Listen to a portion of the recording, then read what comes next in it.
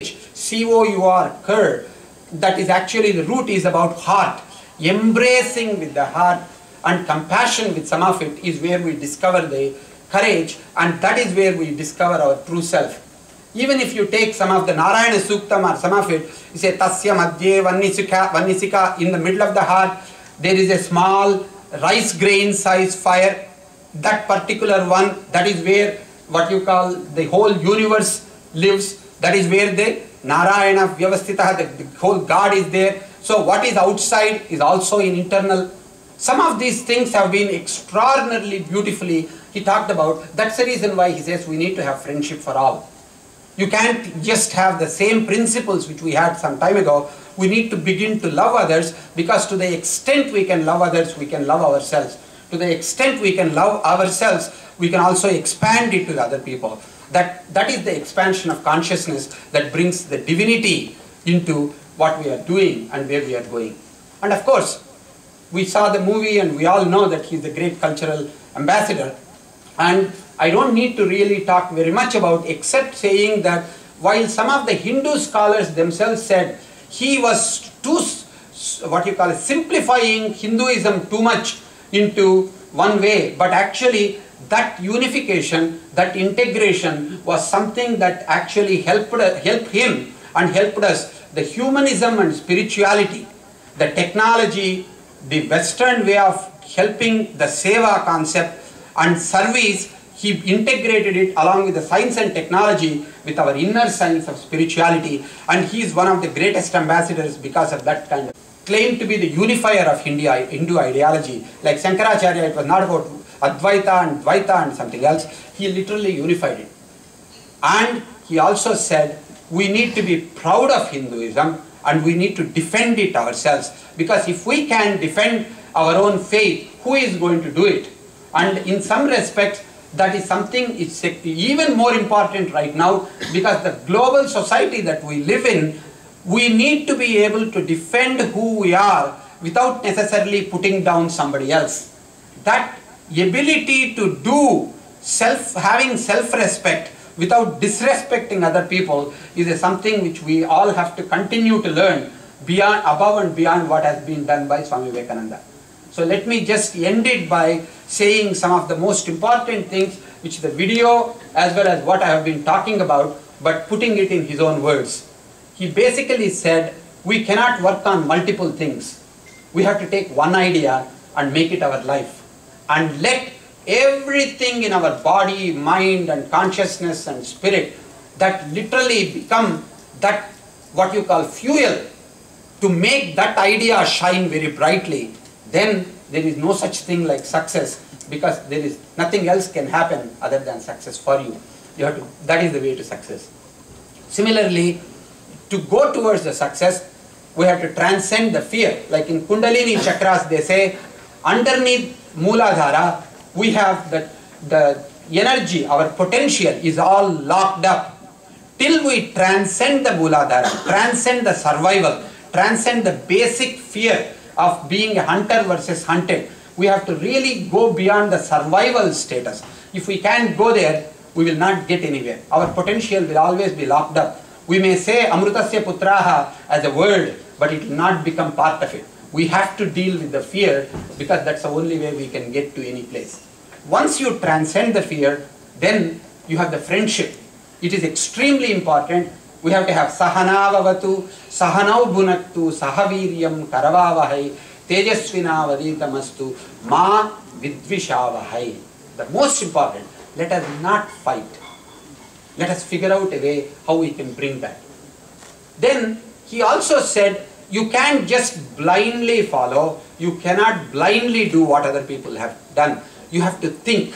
Ano Badra Kratavoyantu Visvataha, it says in Rigveda. The idea is that you have to begin to let the noble thoughts come from all directions, but they keep floating. You have to take that and say, this is my idea, and you have to build on it. You have to make it something. Like we talk about creativity and innovation. Whenever I work with companies on creativity and innovation, I first ask, tell me what are some new ideas you have come up with in past 1 month. They say, oh, we came up with a lot of them. What have you done with them?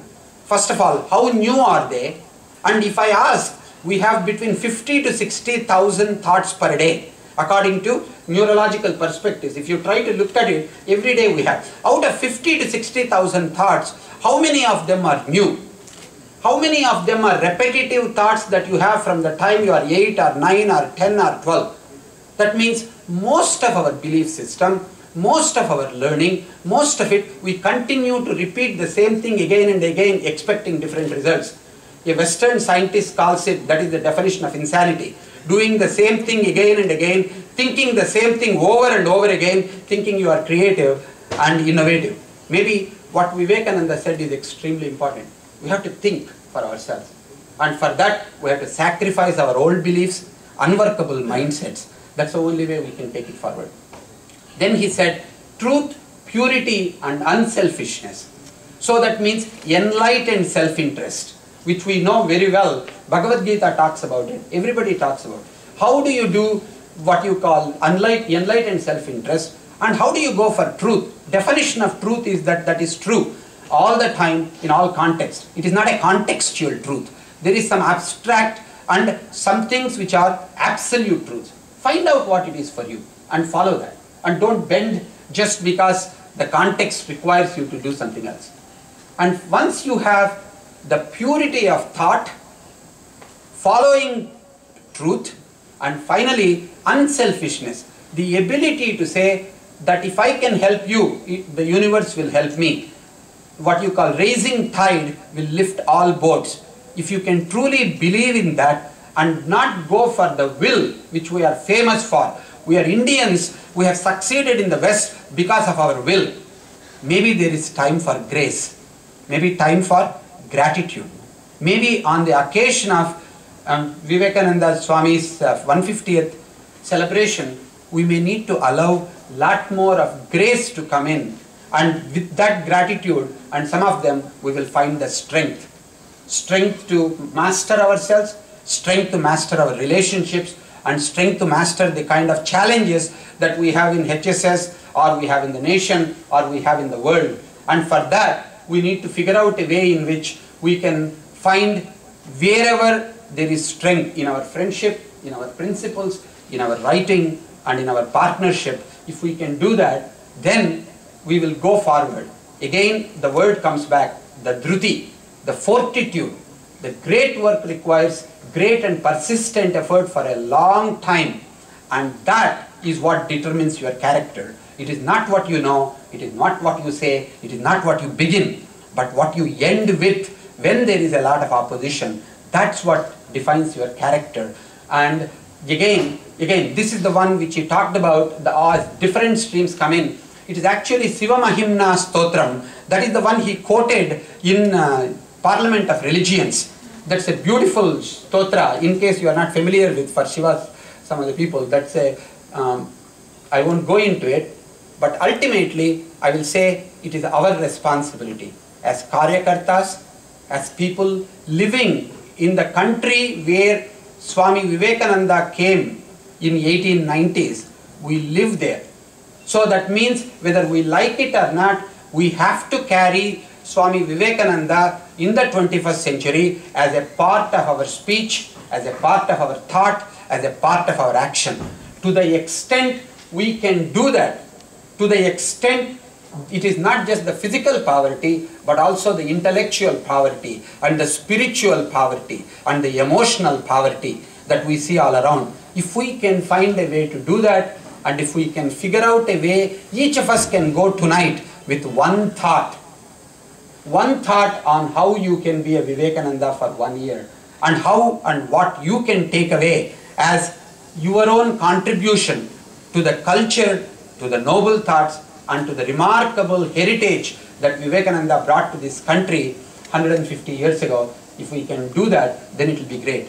So it is our time. It is not what Vivekananda said to everybody else.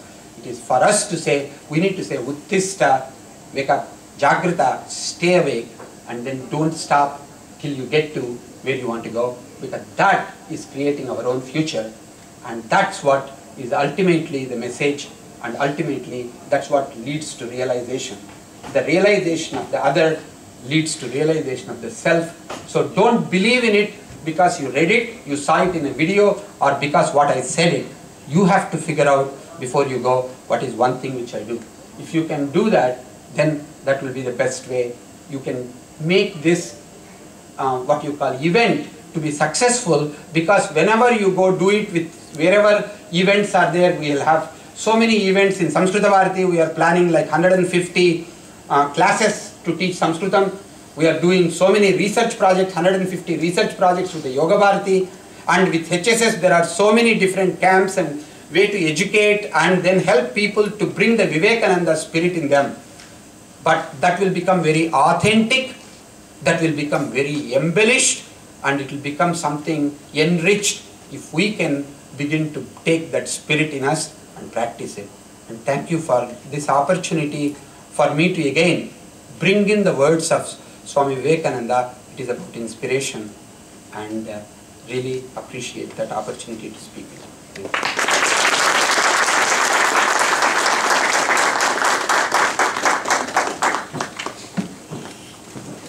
To give a brief information about it.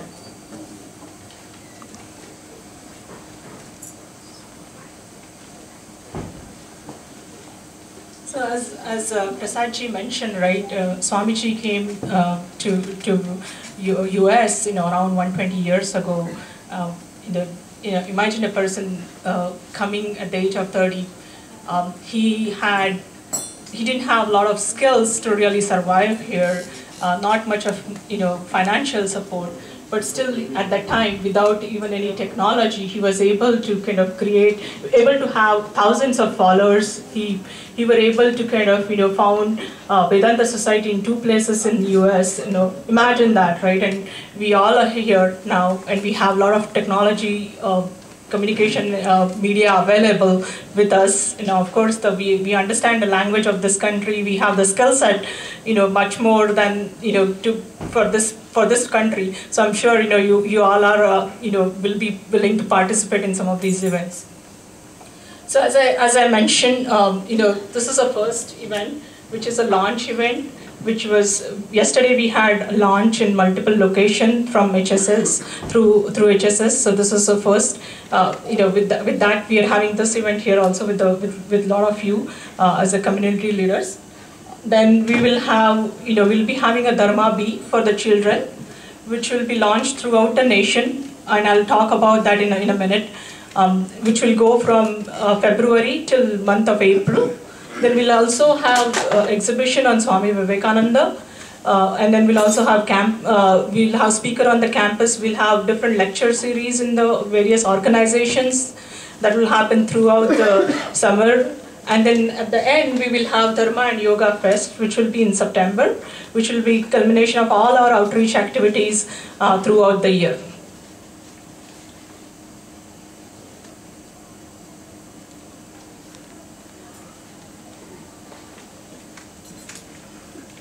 So I'll show you a 30-second video on Dharma Bee, and then I'll go into the details of that particular competition.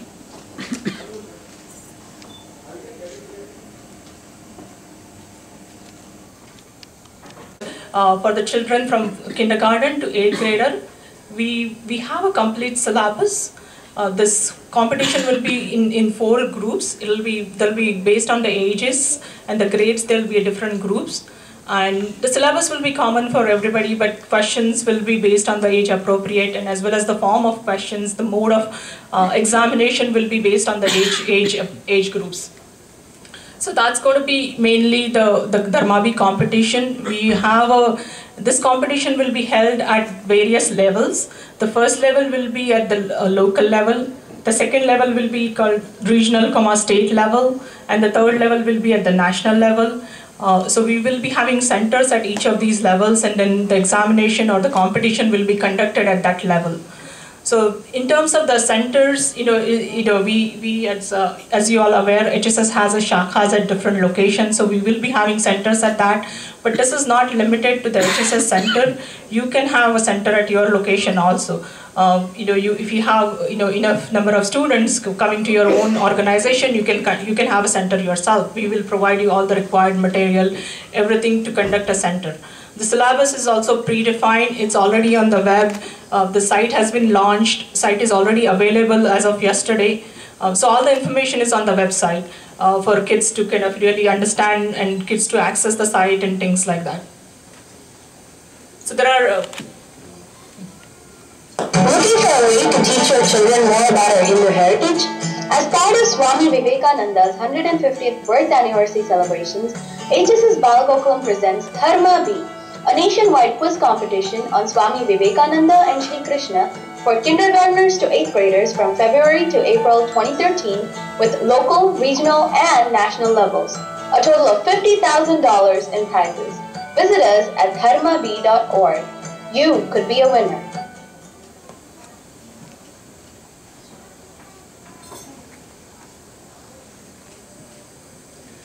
So as I mentioned, right, a total of 50,000 in prizes. The national level first, I mean, of course, this is in 4 categories. So the first level in each category will be getting a $3,000 cash prize, and similarly, for $2,000 for second winners, and $1,000 for the third one. And then, of course, there'll be a special prizes for special categories and things like that. So this is going to be a big celebration. Also, there will be opportunity for kids to go to the national level and participate in the competition. So why participate in Dharma B, right? This is, as Prasad ji also mentioned, right? This is our opportunity to kind of, learn Swamiji's message. And HSS has provided this opportunity to kind of, have this message in the terms where kids can understand, and the material has been already kind of, established. So already some effort has been gone into that, and which you can be utilized so that children can understand it, in their own language. Plus, it's web-based, so children can, have in this kind of technology age, kids generally want to see everything on the web and learn from there rather than kind of reading the books. So this is also, all the material is on the web, so they can read by themselves. Again, it's like great platform for some of the organizations also to come together. As I mentioned, the kids can go to the national level. You can have your own center, and the kids from your own center can also go to the national level, and then they can compete together. So how to participate in as an organization? As an individual, kid can go and register them. I mean, parents can register kid through the website. If you want to register as an organization, you can do that also. You just need basically a room for a day to conduct examination. HSS will provide you a volunteer to kind of come and help you with the examination. The questions and exams and everything is predefined. The projects are predefined, so that we can help you evaluate that question papers and answer papers and everything. And of course, for all the prizes and everything will be provided by HSS. So I talked about the children. Then now the voice of the bay. This is mainly for the middle school and high school students. As you know that Swamiji gave 6 speeches during the Chicago stay, right, between 11th of September to 27th of September, when World of Religions were happening at that time. So we are trying to kind of showcase that to the kids also, so that they can take that